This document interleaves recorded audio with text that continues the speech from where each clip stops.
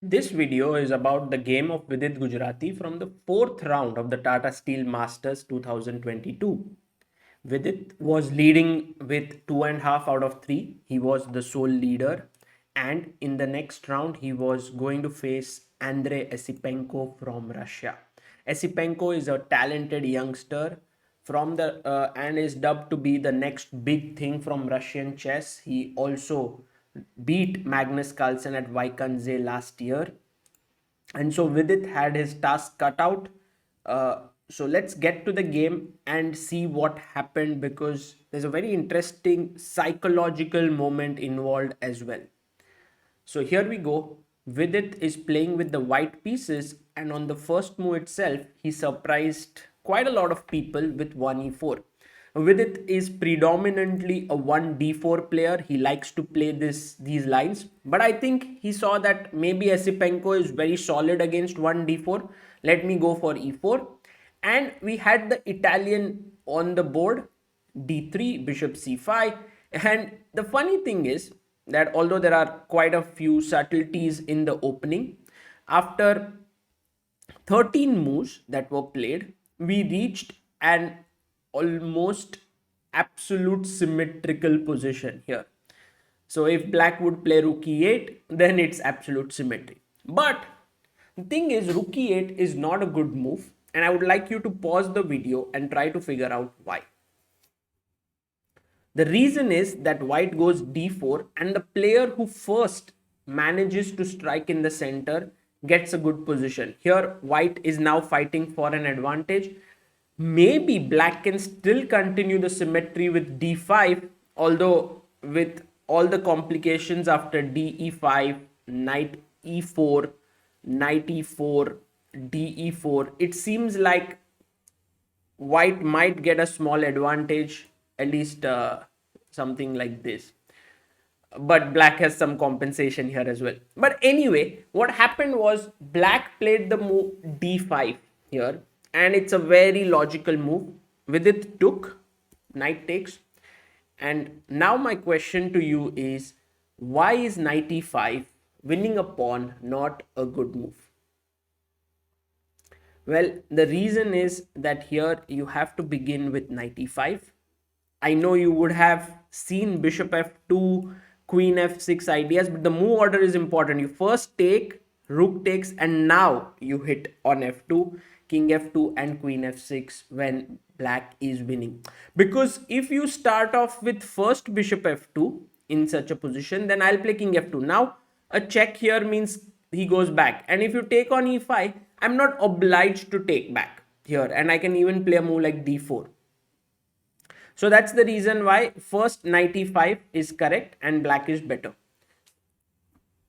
Vidit went for d4, pawn takes, knight takes, and once again it's this little rook which is on the open file, which gives white a small edge. Generally white has the first move in chess, and that is exactly the advantage that is carried forward even after 16 moves. Now bishop c7 is what some of the games in this position have gone for. After queen f3, knight h4, queen d3, it seems like white is slightly better. But Esipenko said, well, I am offering a rook trade. So Vidit took, queen takes, and now he made an imbalance in the position by giving up his bishop for the knight, cd5, and giving black an isolated d pawn. Interesting. After bishop e3, now black has the bishop pair, but white has a very strong central formation. Also, the d5 pawn is slightly weak. So bishop c7, queen d2, bishop d7, and now Vidit played the move b3. His point is that the a4 pawn shouldn't hang, and he wants to get the rook in the game. And here Esipenko played a move which was very surprising. He took on g3. This is actually not a great move, because after fg3, black has given up his main trump card. Yes, he spoiled white structure, but he has given up his bishop pair. So when Rajabov was in the commentary, he suggested that maybe something else should have been played. Perhaps something like queen e5 looks better. Like now if you play something, let's say rook e1, then I can get rook e8, And here black should be comfortable. Bishop g3, fg3, queen e5. And now with it, could have played bishop f2, preparing rook e1.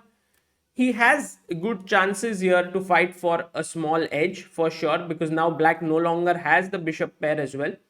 He went queen f2, and now this allowed rook c8, rook f1, f6, rook e1.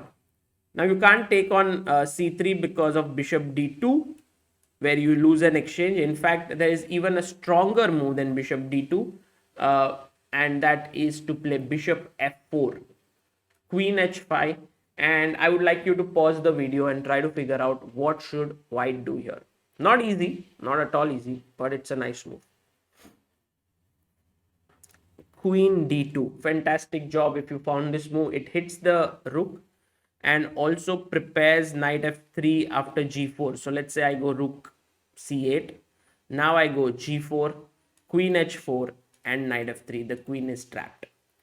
If you didn't play queen d2 here, then after let's say something like g4, queen h4 gains a tempo with attacking the queen, so you have no time for knight f3. Anyway, so here rook c3 is not possible. He played queen d6. Now knight f5, he took, queen takes, knight e7, and the game started to heat up. Because now the point is black is threatening to take here. And Vidit had a safe choice, I believe, with queen f4. Although he might have found it a bit unappetizing. You can take with the bishop, also with the pawn. Because if you take with the bishop, this is hanging here.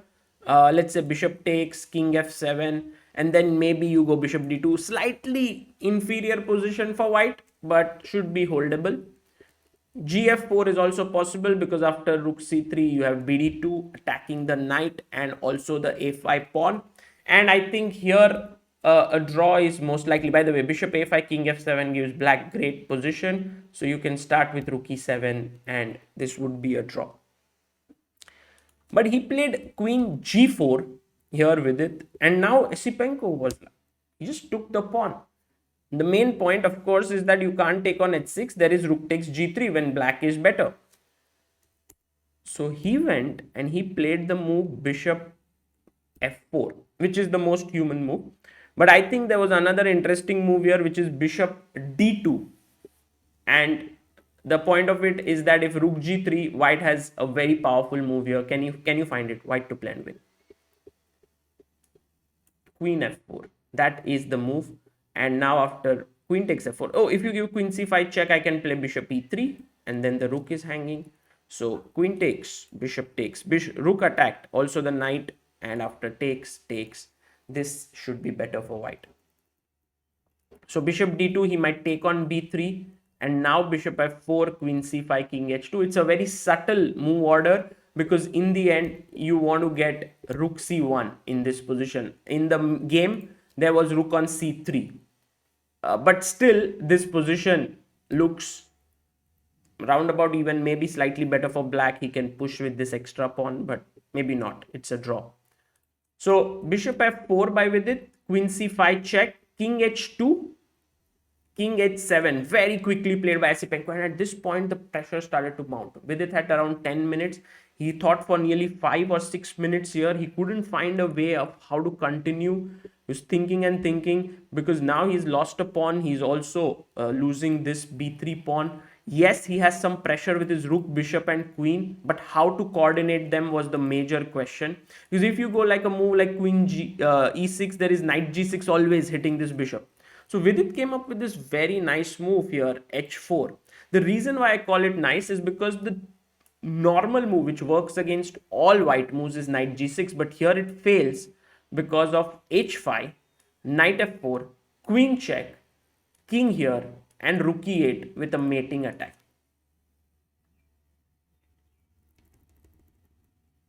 So, but here black had a very good move. Can you try to pause the video and figure out which Esipenko actually missed? And if he would have found it, Vidit would have been put under a lot of pressure. Congratulations if you found the move queen c8, brilliant move, offering a queen trade, and Vidit can't take it because after take, black is better. So you have to come back. Let's say queen d1. A move like queen e2 is met with knight g6 now. So queen d1, but queen d7, and it seems like black is better pawn up.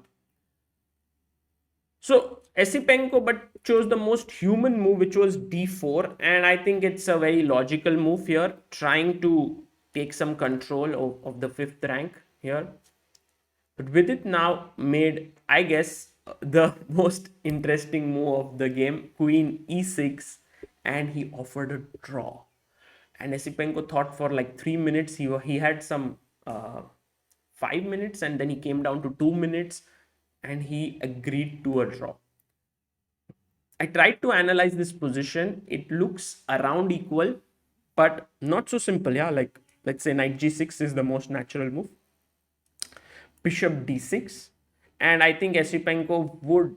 Okay, you can go queen h5 and you can put your queen there, but the most natural move is queen c6 because you want to prepare rook c2 with a mate.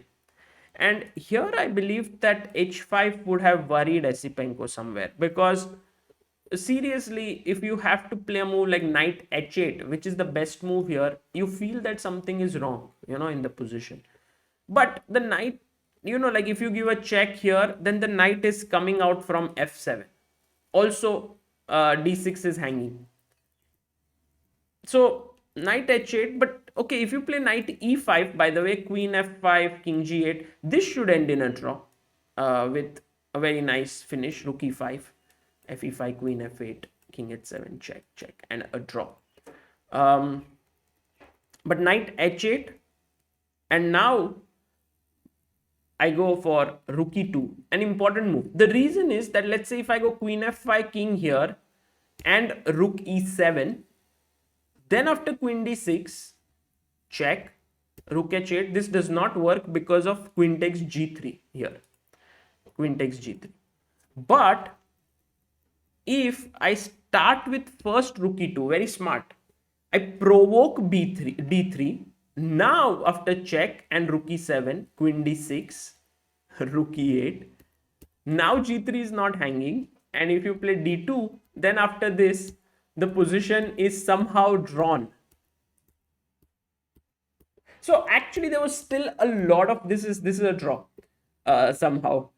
There was a lot of play after Vidit played queen e6, but I think that both sides can be happy with what happened. Maybe slightly more for Vidit, because objectively this seems like black has some preferable chances, but he has to make a lot of difficult moves. The fans were all expecting it'll be a brutal fight till the end, but that did not happen. The players agreed to a draw. But the good news from all of that is that after this encounter, still going into the first rest day, Vidit still leads the tournament with 3 out of 4, and everyone else is on 2.5, which is very commendable. But it's still early days in the tournament, 9 more rounds to go. We'll see how that pans out, and you can see after the game ended, Vidit and Esipenko were very interested to discuss with each other what that's like. You are putting in your energy, and there is this kind of two smart brains trying to figure out what's happening, and you want to talk to the other person. What are your thoughts? Or what do you think? So they spoke quite a bit after the game, and in the end, it was a draw. I think a good result for Vidit. Do you agree with me? Please let me know in the comments. This is Sagar Shah signing off. Bye bye.